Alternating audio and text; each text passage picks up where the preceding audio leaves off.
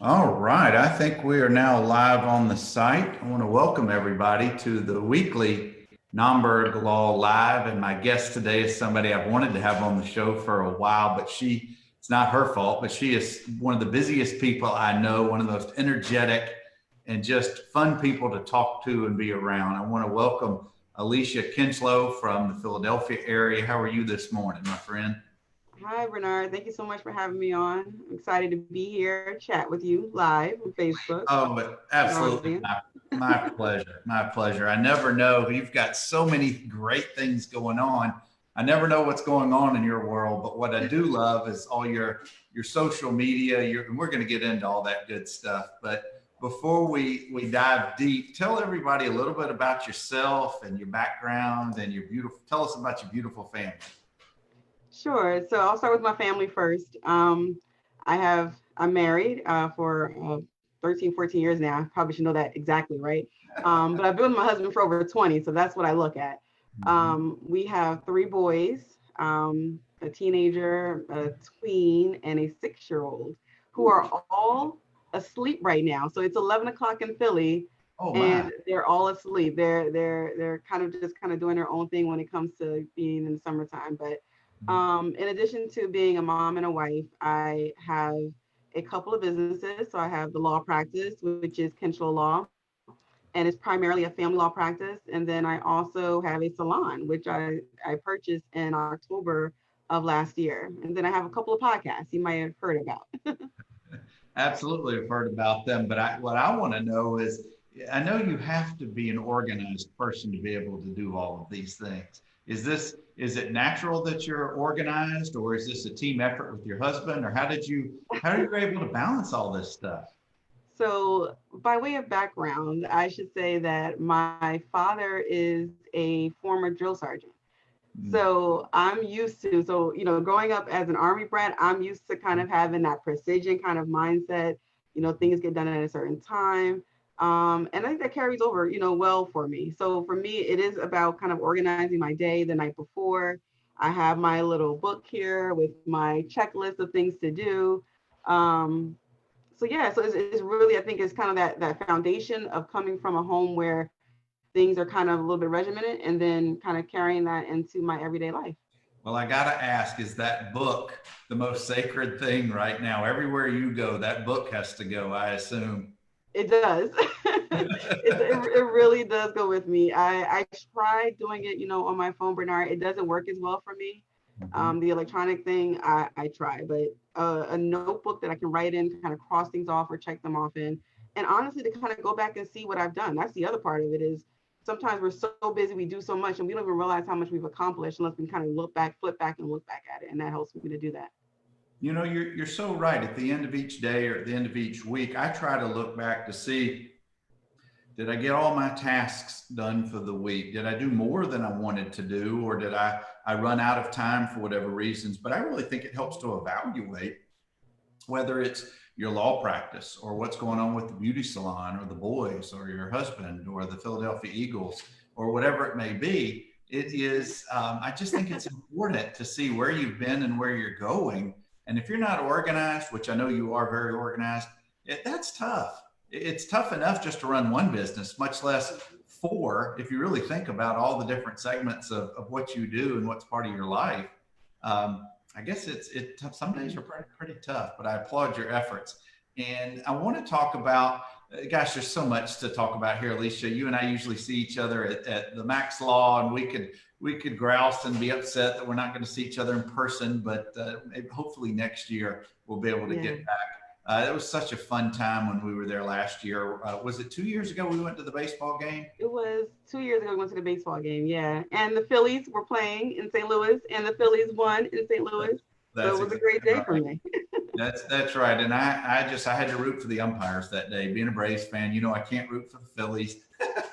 and anyway, but that it was a lot of fun being together with all the gang as part of the Max Law crew. But anyway, let's talk a little bit about your law practice. Mhm. What's the type of work that you focus on? How did you come to making that your concentration? What's your philosophy? Share with us a little bit about that. Sure. So my firm will actually be turning 6 in about a week on July 5th. So we're actually a few days, very soon here. So I started off working at a disability law practice when I was 16 years old. And I worked there for another 16 years, doing basically that type of work, which I considered mostly advocacy work. Um, of course, kind of being somewhere starting at 16 and then 16 years later, you're still kind of in the same place. I needed a new challenge, but I wanted to continue to be an advocate for people. So family law was something that had interested me. The importance of family structure, and then understanding that even when families are split, when they're in two separate households, it can still be a good family. You're still a family, no matter what. And wanting to be able to kind of help in that way was important for me. So that's kind of why I started looking at family law. And then I thought that, as I kind of continue to take on new cases in custody and divorce, but mostly in custody, I started to see that a lot of men were having trouble going through the system or navigating the system. And some of them were just opting to not even fight at all because they were so afraid of one, feeling like there was already a presumption that the mother would have primary physical custody or that the mother was right in whatever they were going to court about. Or, for men of color, just of not wanting to be in court at all, like that entire feeling of going into court really kind of helped me find a group of people that I think needed or could use my help. And so that kind of is part of what drives me, right? Is that empowering of other people through difficult situations. And I think, as a lawyer, we go to school for a number of years, we get these skills, we get a license, and we have, I think, a burden to or responsibility to do good in our communities. And that kind of helps me serve that purpose too. Well, I know you're so very proactive in your community on many levels, Alycia, and you should be applauded for that. And to know that you're not one who likes to be the focus of those kind of things, but it really should be pointed out. I want people who may be watching know this. And I know some folks who are watching us already know about you and how good you are for the community. Carol Williams down in South Florida is with us. Johnny Finch in North Carolina is with us this morning, and my dad in Gulf Shore. So good morning to everybody. There may be others. These are the people who've said hello to you so far this morning. Alycia, hi everyone. let me ask you, do you find as an attorney, as a female representing men in these types of situations, has it been an advantage? Has it been a struggle? Has it been really not any big deal? And I know that's kind of tough to ask of you, but I could see where, and then maybe this is just being sexist of me, where if I'm going through this type of situation, maybe I want a man to represent me. I don't know, show of force. That's the knuckle dragger in me, talking. And I know that that's not a proper way to think of things at all. I'm not advocating that. That's, me, that's not who I am. But what is your perspective as being a woman representing men in this type of an environment, this type of a case? So one thing I'll say is that it might be a little different in terms of divorce versus custody. So and sometimes even support, but definitely I think with custody, I think a lot of men feel that it's a benefit. I think that when you have two men coming in, again, if you're of the mindset that men feel like things are already stacked against them and that the woman is right, I think coming in there two men against a woman or two men against a woman and her lawyer kind of stacks the odds against them even more.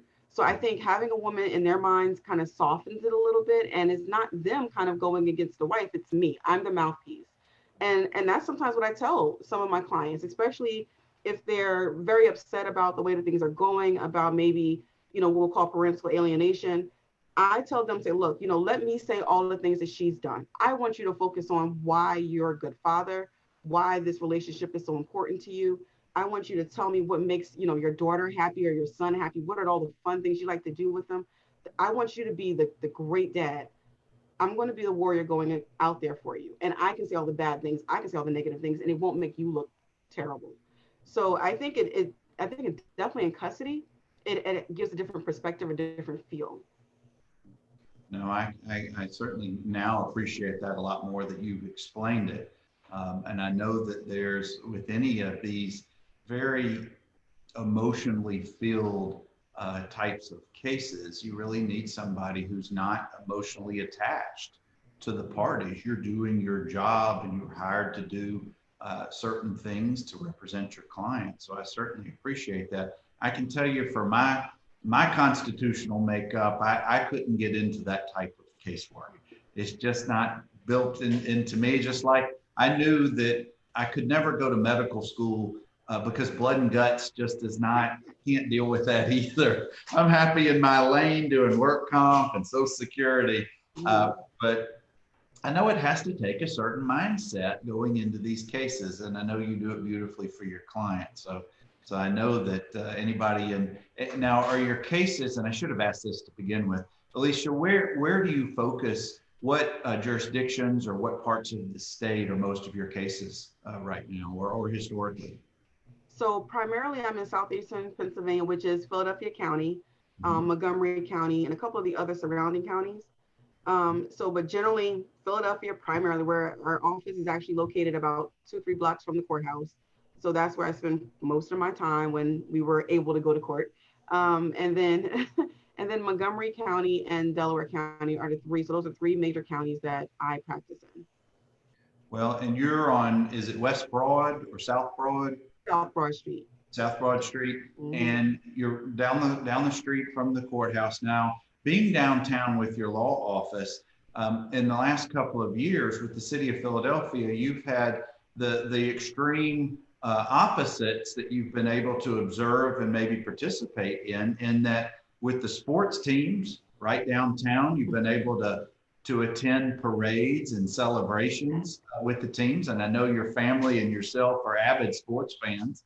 I can't imagine why you root for the Eagles or the Phillies, but that's just me. We like winners. That's right. That's right.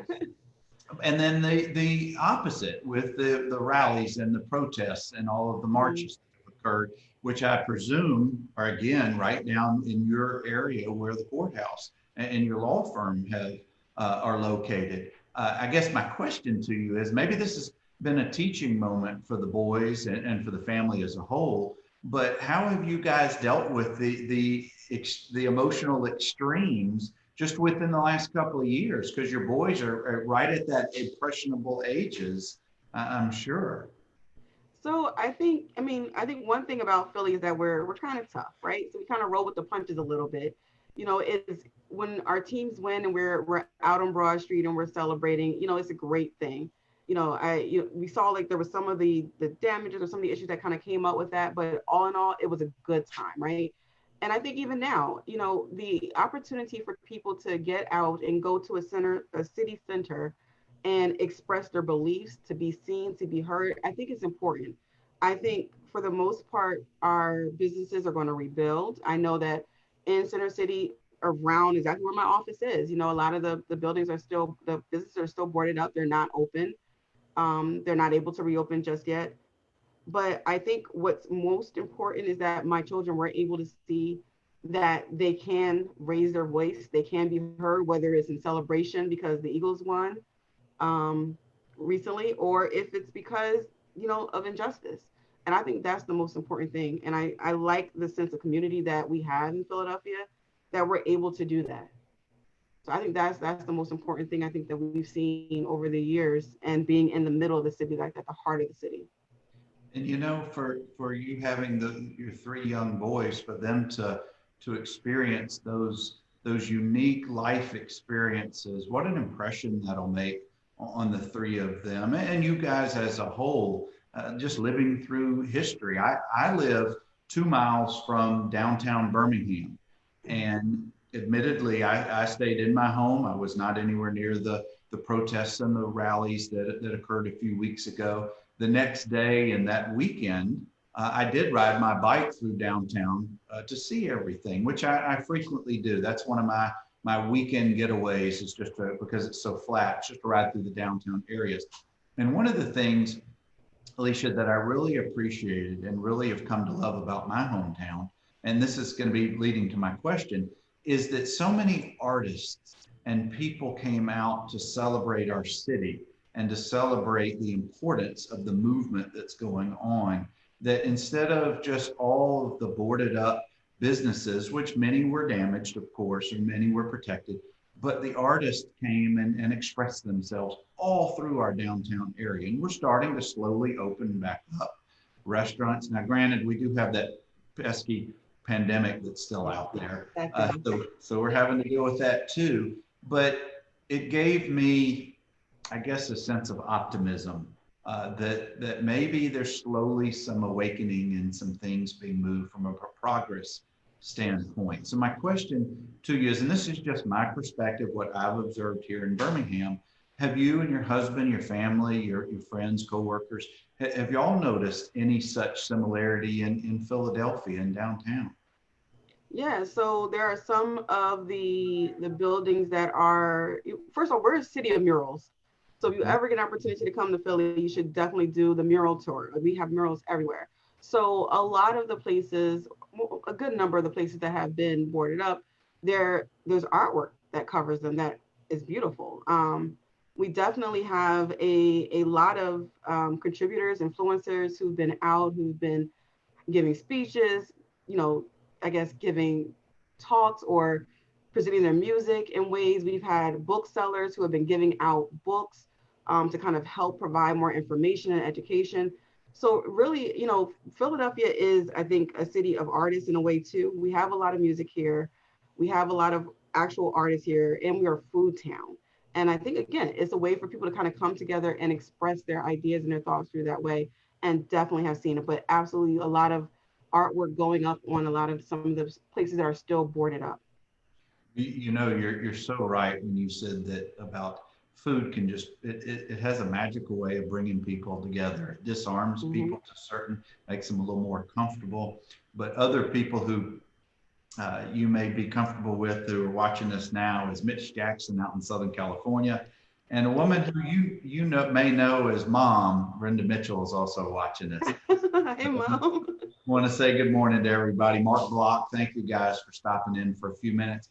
I'm talking with my buddy Alycia Kinchloe, and we're just talking about life and just we're all over the board here, but it's fun discussion. And I want to move on to the next topic if we can, Alycia. And looking back, if you had a crystal ball and looked forward back in the fall, would you have ever imagined you having not one business but two businesses on the eve of a pandemic, on the eve of the movement that's going on, all of this craziness in the world?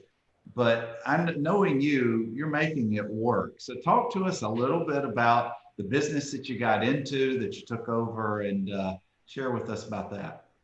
Sure. I mean, if you would have asked me probably 2 months before I actually purchased the business, would I have owned a salon, in a year? No. I mean, I have a master plan. So I do have like an idea of like all the types of businesses I would like to own over a particular time frame. So there is a plan. But an opportunity presented itself for me to purchase a turnkey salon that was already running, and within a very short period of time. And because I was kind of in that right place, right time, right moment, it worked itself out. Now that was in October, and then we're getting into March, and then we're shut down. We're actually are opening today, so today is our first day back. Oh, Today is our oh, first day. I'm so glad to hear that. And thank you for having the time for me today. Gosh, you're busier than usual. Well, go ahead. Yes, but I would tell you, it really, I think the way that I'm kind of adjusting is, one thing was I'm looking at the time away from the businesses a little bit as a blessing, because you know how busy I am. I'm in court a lot. Um, and then with the salon, the salon was open 7 days a week. So basically when I wasn't in the firm, I'm probably at the salon on the weekends. And because of course it's my new baby, it needs a lot of my attention. So the 3 months away from, definitely can't go into the salon and really do anything but clean or check in on things. And definitely we're not going to court. Of course, know what they're doing for months. Gave me an opportunity to kind of step back. And what I chose to do during that time was to work on a lot of my systems. So a lot of the things for the firm that I kind of have been maybe duct taping together because we were moving so quickly, or that just weren't the most economic or efficient, I had an opportunity to address those, and then and work on building relationships with my clients or other people. And the same thing with the salon, because I kind of inherited the salon the way that it was and the staff. I could take a step back and say, well, what is my vision for the salon? How can I change that? and it gives me an opportunity to kind of step back and rebrand the way that I wanted to. So for me, I've, been kind of working with that a little bit. And that's been my focus, is just what can I do to kind of get both of these businesses running as like a well-oiled machine, each one of them. And not that so they leave less of my time, although that would be a good benefit, but just so that they do run well. And then honestly, also planning for maybe a second cycle of this. That's the other thing I'm looking at. No, I think you're exactly right. We're all so anxious to get back into the normal life that we knew before the pandemic, that I'm just like many of us are just trying to be realistic that it's another wave is certainly going to happen. I'm not medically trained. I just watch the news like everybody else, but I think that may be the sad reality. But what I will say is, and I agree with you, that we actually, as terrible as the pandemic has been for all of us in the world, it's actually kind of given us a gift if you look at it in the right way. Stepping back, like you said, and evaluating, rebranding, figuring out your systems or perfecting your systems. Whenever we ever had I don't want to use the word luxury. I'm just going to say, whenever we ever had the time to do something like that. I certainly don't know during my time to be able to do that, but I think that the smart business owners have taken the time to do just that. It'd be too easy to wallow in it and just to be, oh, woe is me, and I've got these two businesses, I can't do anything. But the go-getters and the people who are the most success in life, I think, are the ones who make that pivot. So that's great to hear. And I'm so happy that the salon is opening today. Have you had to put in different precautions and different safety measures that, I guess, to be safe? Yeah, absolutely. So my husband and I were there last night. I actually went back in last night and made sure, from making sure that some of the capes are one use, hand sanitizing stations, the salon is really large. So the spacing is not a difficult situation for us at all. But just kind of thermal scanners, making sure that people are checked when they come in, making sure just everything is kind of set up in a way that, again, protects not only our clients, but also our staff, is just the most important thing to me. And putting in certain protocols with them too. If there's travel to certain places, you got to quarantine. That's what we have to do, again, to prevent the spread of it. So yeah, absolutely have put in a different number of measures to try to protect everyone. Well, admittedly, my college daughter, who was home until this past week, she was home over 100 days with me, poor thing. But she ended up, we got on YouTube about how to give haircuts, and she gave me a series of haircuts over the last couple of months. And hopefully I'll feel comfortable enough about going back to my normal place. I'm going to see maybe if they can cut my hair outside or something. I'm not ready to be in enclosed spaces for restaurants and things like that. But I know those days are coming, and I know the world is learning more and more about how to take those precautions. But gosh, it's an exciting day for you guys. So I'm going to get you out of here in a couple of minutes. But let's move on to gosh, I get to see every once in a while one of your three boys pops into your videos, or not videos, but when we're on the live feeds with Mitch and the group. And I know that there's a challenge with boys. My mom raised three boys, so you guys have a lot in common. But I know they keep you on your toes. But has school ended for them for the school term? Are they in the summer months right now? What's going on with them? Yeah, so they ended, I think it was the 10th of June. Mm-hmm. So yeah, they've been done for a couple weeks now, which, they're very happy about. Yeah, so definitely very happy. They don't have to go to homeschool a mom anymore. Which, especially in the beginning, it was a lot more my curriculum versus their teacher's curriculum. So there was a lot of, business, business classes, some finance classes, some, and definitely some, a lot of African American studies, like stuff I don't think that we do enough of in school. So we had an opportunity to do a lot of that too. But Well, yeah, they're out there. what about for the summer now that they're in the summertime? You and your husband are back working and doing all what as best you can with the two businesses. What are they going to be doing this summer? Are they going to be seeing your mom, or what's going on there with them?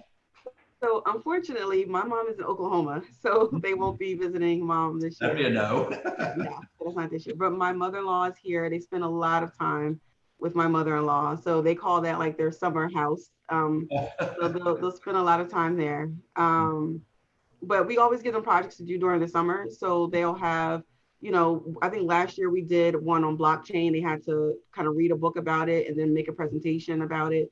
So they always have some assignments to do. I will tell you this year, though, I am going to be a little less strict about any type of summer curriculum. I'm really kind of playing by ear and looking at their feelings and what's going on with them. Not being able to really engage with their friends, I know can be hard on them socially, emotionally. So Yeah. a lot of it is just kind of looking at them and then understanding too, all three of them are different, right? So, two of them seem to be perfectly fine with not seeing anybody aside from family. My middle child is my little social butterfly. So I Mhm. think he's struggling a little bit more with that. So it's really just kind of, keeping an eye on their emotional state and trying to keep them, active, but not overdoing it. But isn't that so interesting? They all have the same DNA, but they're all so different. So My different. daughters don't look alike. They don't act alike. They don't, nothing about them other than their parents, I think, is the commonality. But you're right.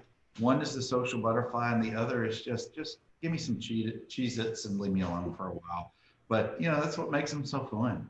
Yes. But well, that's great. I'm so glad that to hear the approach that you guys are taking.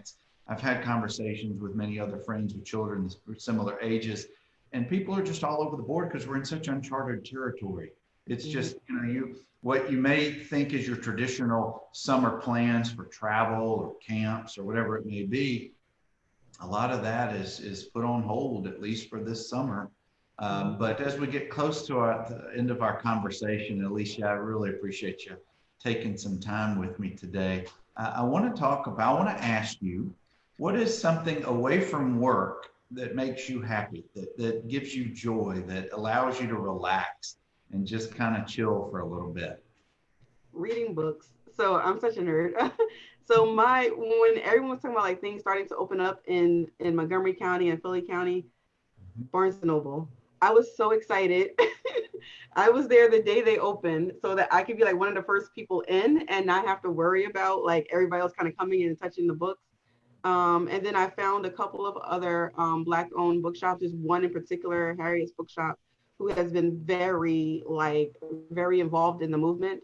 Has been featured, I think, in a lot of different magazines recently.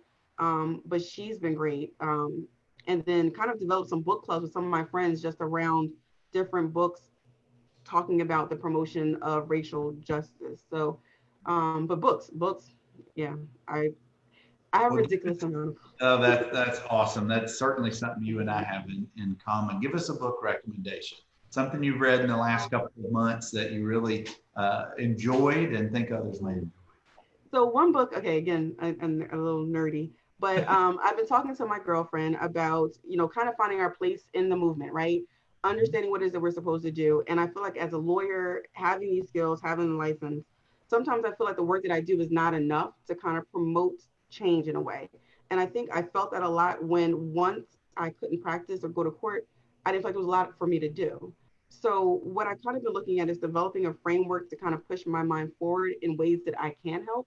So a book that I'm reading now is called Donut Economics. I forget the name of the author, but it's kind of rethinking the way that we think about what is what is actually moving our governments forward. So it talks about how we've been kind of thinking about GDP as the way to kind of look at what's important. But maybe we look back at what it takes for a society to kind of grow. And it may not be growth, it may not be economical growth in a way that we're just continuing to produce, is something else. And I think kind of looking at that and the different spokes that she has around the wheel is a good way to kind of figure out where you fit and kind of promoting change that is healthy for the environment, healthy to close the wealth gap, healthy to kind of deal with some of these other issues of gender inequality and racial inequality. So that's the book. That's a recommendation I have. Well, That's really good. I know what book I'm getting today.